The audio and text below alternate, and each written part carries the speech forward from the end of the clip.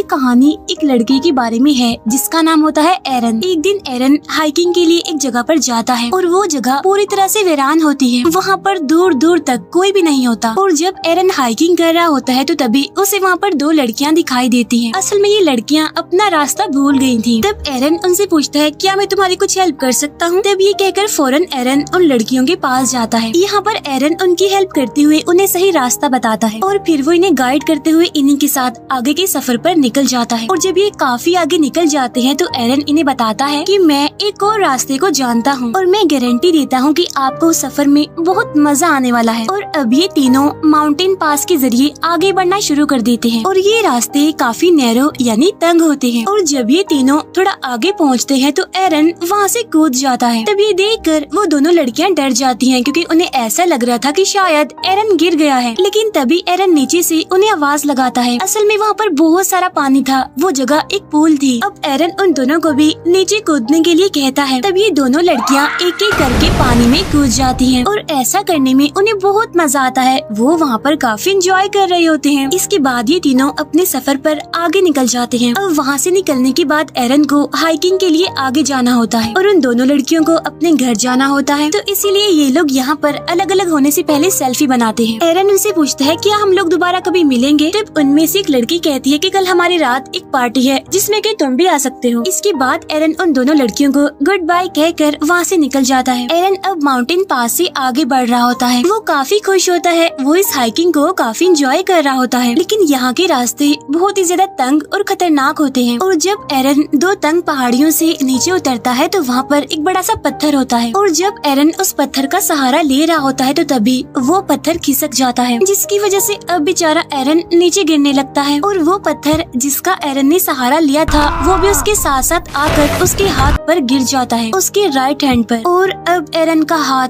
दो तंग पहाड़ियों के बीच में एक पत्थर के नीचे फंस जाता है। अब हालांकि उसे ज्यादा चोट तो नहीं लगी थी लेकिन उसका हाथ वहाँ से निकल ही नहीं रहा था। वो अपने हाथ को वहाँ से निकालने की बहुत कोशिश करता है लेकिन वो इसमें नाकामयाब ही रहता है। और जब एरन को रियलाइज होता है कि अब उसका हाथ यहाँ से नहीं निकल सकता तो इसीलिए वो उन दोनों लड़कियों को चिल्ला चिल्ला कर आवाजें लगाने लगता है। लेकिन अनलकीली उसकी आवाज वहाँ से बाहर नहीं जा सकती थी क्योंकि ये सारे नैरो माउंटेन्स हैं और यहाँ से आवाज को बाहर पहुँचाना जहाँ पर दूर दूर तक कोई इंसान, जानवर, यहाँ तक कि बर्ड्स का भी नामो निशान नहीं है, ये ऑलमोस्ट इम्पॉसिबल था। इसके बाद एरन अपना बैग खोलता है और उसके पास हाइकिंग का जितना भी सामान होता है वो उन सबको बाहर निकाल लेता है। उसे यहाँ से किसी भी सूरत निकलना होगा क्योंकि वो जानता था कि शायद यहाँ पर कई महीनों तक कोई भी ना आए। अब जो सामान उसने बैग में से बाहर निकाला होता है उसमें एक नाइफ भी होता है। तो वो उस नाइफ की मदद से चट्टान को साइड से तोड़ने की कोशिश करता है लेकिन ये चट्टान तो काफी हार्ड थी, इतनी ज्यादा ठोस थी कि उसे जरा भी कुछ नहीं होता। और साथ साथ ये भी कि उसका राइट हैंड वहाँ पर फंसा हुआ था, इसीलिए उसे उल्टे हाथ से काम करने में भी काफी प्रॉब्लम आ रही थी। लेकिन फिर भी एरन हार नहीं मानता, हिम्मत नहीं हारता और वो लगातार उस चट्टान को तोड़ने की कोशिश कर रहा होता है। और इसी दौरान उसका नाइफ उसके हाथ से छूटकर नीचे गिर जाता है और वो उस नाइफ को हाथ से नहीं उठा सकता क्योंकि वो नाइफ उससे काफी दूर होता है। लेकिन फिर भी किसी तरह दिमाग लगाकर वो उस नाइफ को अपनी तरफ खींच लेता है और एक बार फिर से चट्टान को काटने लगता है। लेकिन वो इस काम में पूरी तरह से नाकामयाब रहता है। अब क्योंकि वो चट्टान इतनी ठोस थी कि उसकी नाइफ की धार भी पूरी तरह से खत्म हो चुकी थी। और अब देखते ही देखते रात हो जाती है और एरन को यहाँ पर फंसे हुए काफी घंटे गुजर चुके थे। उसे कुछ समझ नहीं आ रही थी, उसे कुछ नहीं पता था कि वो यहाँ से कैसे निकल सकता है। इसीलिए वो लगातार अपने हाथ को वहाँ से निकालने की कोशिश करता रहता है। ऐसे ही करते करते अगली सुबह भी हो जाती है और अब यहाँ पर एरन को फंसे हुए 25 घंटे हो गए थे लेकिन स्टिल उसे निकलने का कोई रास्ता नहीं मिल रहा था। लेकिन फिर वो अपने कैमरा को ऑन करता है और उसमें रिकॉर्डिंग करना शुरू करता है जिसमें वो कहता है कि पिछले 25 घंटों से मैं यहाँ पर फंसा हुआ हूँ और कोई भी नहीं जानता कि मैं यहाँ पर हूँ क्योंकि मैंने अपने यहाँ पर आने का किसी को भी नहीं बताया था। साथ साथ मेरे पास खाने का सामान भी बहुत ही कम है और पीने के लिए भी सिर्फ 400 से 500 ml पानी है। अब जब वो ये सब कुछ रिकॉर्ड कर रहा होता है तो उसे ऊपर से किसी की आवाज सुनाई देती है। इसी वजह से एरन जोर जोर से चिल्लाने लगता है लेकिन उसका चीखने का चिल्लाने का कोई फायदा नहीं होता क्योंकि वहाँ वहाँ पर तो कोई होता ही नहीं है। कुछ घंटों के बाद वहाँ पर फिर से रात हो जाती है, जहाँ पर एरन को भूख लगने लगती है और उसके पास खाने का जितना भी सामान बचा हुआ था वो उसे खाने लगता है। तब उसे याद आता है कि आज रात उन लड़कियों ने मुझे पार्टी में इनवाइट किया था, जहाँ पर जाहिर सी बात है कि वाइन भी होगी। और अब एरन उस पार्टी को इमेजिन करने लगता है और तो और वो अपने आप से बातें भी करता है।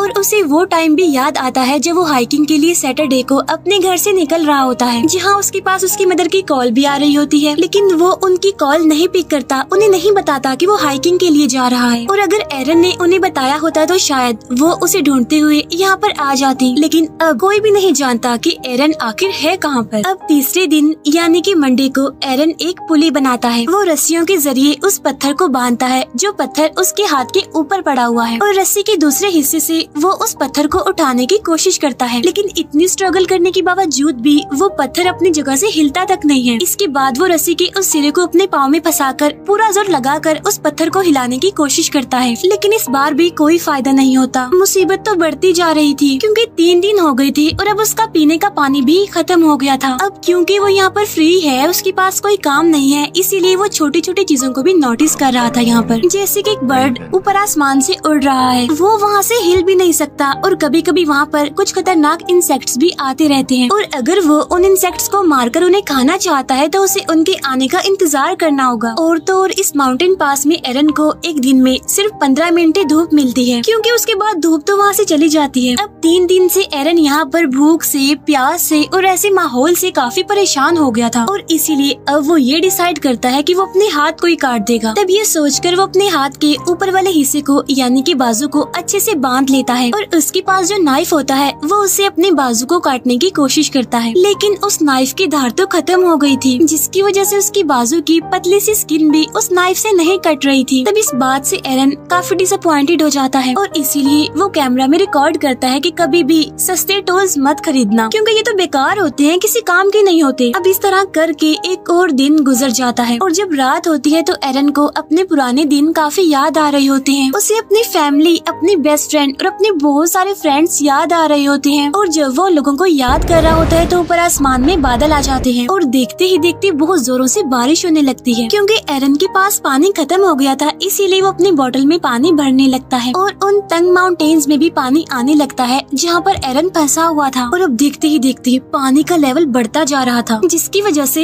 एरन उसमें डूबना शुरू हो जाता है। अब क्योंकि पानी में ग्रेविटी कम होती है, इसीलिए हम भारी से भारी चीज को भी आसानी से उठा सकते हैं। तब एरन भी पानी के अंदर जाकर उस पत्थर को उठाने की कोशिश करता है, और काफी मुश्किलों के बाद वो उस पत्थर को उठा लेता है, जिसकी वजह से फौरन उसका हाथ भी वहाँ से बाहर निकल जाता है। तब एरन वहाँ से निकलकर अपनी गाड़ी की तरफ भागता है। वो अपनी गाड़ी में बैठकर उस जगह से निकल जाता है, लेकिन ये सब कुछ एक ड्रीम था उसका, क्योंकि ऐसा कुछ नहीं होता। अभी भी वो उन्हीं माउंटेन पास में फंसा हुआ था, और वो एक बार फिर से जोर जोर से चिल्लाने लगता है। अब क्योंकि उसे यहाँ पर फंसे हुए काफी दिन हो गए थे, इसीलिए उसे अजीब तरह के ड्रीम्स और हेलुसिनेशंस होने लगती हैं। एरन को यहाँ पर फंसे हुए 4 दिन हो गए थे, और ये होता है उसका 5वां दिन, इसीलिए उसका बिहेवियर, उसका मेंटल बैलेंस काफी चेंज हो जाता है। वो अपने आप से बातें करता है, कमेंट्री करता है, हंसता है, और ये भी बताता है कि अगर उस दिन मैंने अपनी मदर की कॉल रिसीव की होती, उन्हें मैंने बताया होता कि मैं यहाँ पर आ रहा हूँ, तो शायद आज मैं यहाँ पर फंसा हुआ ना होता। और जिस शॉप से मैंने हाइकिंग का सारा सामान लिया था, वहाँ के शॉपकीपर को भी मैंने कुछ नहीं बताया था, और अगर उसे पता होता इसके यहाँ आने का, तो शायद वो एरन की मिसिंग होने की रिपोर्ट करवा देता, जिसकी वजह से कोई ना कोई तो उसे यहाँ पर ढूंढने आ ही जाता। यहाँ पर एरन अपने पेरेंट्स से कहता है कि मैं आपसे बहुत प्यार करता हूँ। असल में एरन ये सब कुछ इसीलिए रिकॉर्ड कर रहा होता है क्योंकि उसकी यहाँ से निकलने की उम्मीदें खुद भी खत्म हो चुकी थी, क्योंकि वो भूखा भी है, प्यासा भी है, उसकी बॉडी में जान नहीं है, और ये इतना बड़ा पत्थर जो है जिससे वो मूव भी नहीं कर सकता, उसने एरन को जैसे यहाँ पर कैद ही करके रख दिया है। अब एरन एक बार फिर से अपने हाथ को बांधता है, और वो नाइफ जिसकी धार पूरी तरह से खत्म हो चुकी है, वो उससे अपने हाथ को काटने की कोशिश नहीं करता, बल्कि वो नाइफ की फ्रंट साइड से अपने हाथ पर स्टैब करना शुरू कर देता है। वो नाइफ को इतने अंदर तक गाड़ता है कि वो उसकी हड्डी तक पहुंच जाता है, जिसकी वजह से उसका खून निकलने लगता है, लेकिन इससे आगे एरन कुछ भी नहीं कर पाता मजीद। और अब इस तरह से एक दिन और गुजर जाता है। और जब छठा दिन आता है तो एरन की हालत काफी खराब होती है। वो काफी कमजोर पड़ गया था और अगर वो अब यहाँ से नहीं निकला तो वो बच नहीं पाएगा। तब यहाँ पर एरन ये भी सोचता है कि शायद ये पत्थर पूरी जिंदगी से मेरा ही इंतजार कर रहा है। जब से मैं पैदा हुआ हूँ ये माउंटेन पास मेरा ही इंतजार कर रहा था और शायद मेरी डेस्टिनेशन यही है। और अब वो वहाँ चट्टान पर रिप रेस्ट इन पीस लिख देता है। साथ साथ वो अपनी डेट ऑफ बर्थ भी लिखता है और अपना नाम भी, क्योंकि अब उसे यकीन आ चुका था कि वो यहाँ से जिंदा बचकर वापस नहीं जा पाएगा। साथ साथ उसकी पूरी हिम्मत टूट चुकी थी। वो काफी निढाल भी हो गया था। फिर नेक्स्ट डे यानी छठे दिन जब उसे हल्का सा होश आता है तो उसे कुछ विजन्स दिखाई देने लगते हैं। तब उस विजन में उसे एक छोटा बच्चा दिखाई देता है जो कि असल में एरन का फ्यूचर सन होता है। तब एरन देखता है कि वो अपने बच्चे के साथ खेल रहा है, जिसकी वजह से वो इमोशनल हो जाता है और अब उसके अंदर एक पावर डेवलप होती है और इसीलिए वो अपने फंसे हुए हाथ को ऑपोजिट साइड पर पुश करना शुरू करता है। ऐसा करके वो अपने हाथ की हड्डी को तोड़ देता है और उसके पास जो चाकू होता है उस पर भी उसने धार लगा ली होती है और अब आहिस्ता आहिस्ता करके वो अपने हाथ को काटना शुरू करता है और अब इस तरह करके वो अपने हाथ को अपनी बॉडी से अलग कर देता है। और आज छठे दिन वो अपने हाथ को सेक्रीफाइस करके इस पत्थर से खुद को आजाद कर लेता है। अब वहाँ से निकलने से पहले वो अपने हाथ की पिक्चर भी बनाता है, उस हाथ की जो अभी भी उस पत्थर में फंसा हुआ है। और अब एरन बड़ी मुश्किल से इन माउंटेन पास से बाहर निकलता है और बाहर निकलकर वो देखता है कि वहाँ पर बारिश का कुछ पानी पड़ा हुआ है। तब एरन वहाँ पर जाकर वहाँ से बहुत सारा पानी पीने लगता है, क्योंकि पिछले 6 दिनों से ना उसने कुछ खाया था और ना ही पानी पिया था, इसीलिए आज वो जी भर के पानी पीता है। और इसके बाद वो वहाँ से आगे निकलता है और उसे आसमान में उड़ता हुआ वो बर्ड भी दिखाई देता है, जिसे वो हर रोज माउंटेन पास ही देखा करता था। और आज वो खुद को भी उस बर्ड की तरह आजाद समझ रहा था। लेकिन अभी भी उस एरिया से निकलना कोई आसान नहीं था, क्योंकि वो जगह काफी बड़ी और बंजर थी। लेकिन अभी भी एरन हिम्मत नहीं हारता और इतना ज्यादा पेन में होने के बावजूद भी वो आगे बढ़ता रहता है। और तभी उसे एक फैमिली दिखाई देती है जो कि हाइकिंग के लिए यहाँ पर आई हुई थी। तब एरन उन्हें आवाज लगाता है और वो भागते हुए उसकी तरफ आते हैं। वो एरन की मदद के लिए सिक्योरिटी को बुलाते हैं और इसके बाद वहाँ पर एक हेलीकॉप्टर आता है और फिर एरन को वहाँ से हेलीकॉप्टर के जरिए हॉस्पिटल ले जाया जाता है। फिर हमें कुछ टाइम बाद का सीन दिखाया जाता है जहाँ पर एरन बिल्कुल ठीक हो गया था और एरन ने जो अपने बच्चे के विजन देखे थे वो भी सच हो जाता है, क्योंकि 3 साल बाद एरन एक लड़की से मिलता है और उन दोनों की शादी हो जाती है। इसके बाद एरन का एक बेटा होता है जो सेम टू सेम उसी बच्चे जैसा होता है जिसे एरन ने अपने विजन्स में देखा था। अब इन 6 दिनों में एरन ने मौत को बहुत करीब से देखा, लेकिन उसके बाद भी एरन अपना पैशन नहीं छोड़ता। वो अभी भी क्लाइंबिंग करता है, हाइकिंग के लिए जाता रहता है और वो जहाँ भी जाता है ये नोट जरूर लिखता है कि वो कहाँ कहाँ पर जा चुका है। अब यहाँ पर मैं आपको एक शॉकिंग बात बताती हूँ, वो ये कि ये कहानी एक रियल इंसिडेंट पर बेस्ड है। यानी ये सच है कि एरन 6 दिनों तक उन माउंटेन पास में फंसा रहा। वहाँ उसने बड़ी मुश्किल से अपना टाइम गुजारा और उसने उन चट्टानों पर अपनी डेट ऑफ बर्थ और अपने मरने की डेट भी लिख दी थी, क्योंकि उसे यकीन जो हो गया था कि वो यहाँ से जिंदा बचकर वापस नहीं जाएगा। और जिस पत्थर के नीचे एरन का हाथ फंसा था उसका वेट 360 kg था। खाने पीने का सामान भी बहुत थोड़ा था, लेकिन फिर भी जो उसकी अच्छी बात उसने हिम्मत नहीं हारी और यही वजह थी कि फिर भी उसने 5 दिन तक सरवाइव कर लिया। और छठे दिन जब उसको लगा कि वो नहीं बचेगा तब किसी पावर ने उसका साथ दिया, जिसने उसे अपने फ्यूचर सन के विजन्स आए, जिससे उसे पावर मिली और वो वहाँ से निकलने में फाइनली कामयाब हो गया। एरन ने अपने एक इंटरव्यू में ये भी कहा होता है कि अगर वो पहले अपना हाथ काट देता तो उसका बहुत सारा खून बह जाता और वो यहाँ से बचकर बाहर ना निकलता। और जब उसने अपना हाथ काटा उस टाइम भी अगर वो अपना हाथ ना काटता तब भी वो वहाँ पर मर जाता। जब उसने अपना हाथ काटा तो उसकी बॉडी वीक थी, इसीलिए उसका खून ज्यादा नहीं बहा और इसी वजह से हाथ कटने के बावजूद भी वो 4 घंटों तक वहीं पर ही घूमता फिरता रहा। अब इस तरह से एरन ने कभी ना हार मानने वाले अपने जज्बे को दिखाया और इसी के साथ ही ये मूवी यहीं पर एंड हो जाती है। Thank you for watching.